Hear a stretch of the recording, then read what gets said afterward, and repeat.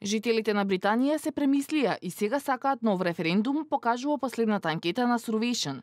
Расте бројот на тие што се против екстремна форма на Брекзит и сега 53% би поддржале гласање за тоа дали да се прифатат условите на Унијата.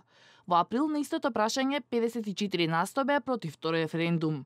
И анкетата на Mail on Sunday покажува дека само 35% од британците се согласуваат со премиерката Тереза Меј дека никаков договор е подобар од лош договор, а дури 69% се против тоа Британија да ја напушти Царинската унија, што е клучно прашање во преговорите.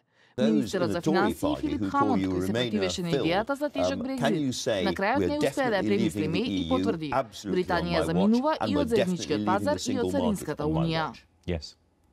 Definitely. We're leaving the EU. Ја напуштаме Европската унија, а со тоа единствениот пазар како и Царинската унија. Прашањето не е дали ја напуштаме Царинската унија, туку со што ќе ја замениме.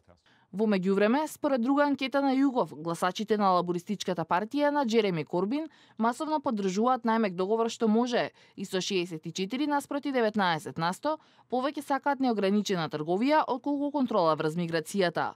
Опозицијските лабористи сметаат дека премиерката Меј по преземениот ризик на изборите останала без авторитет пред почетокот на формалните преговори и дека тоа ја довело Британија во досега најлоша положба.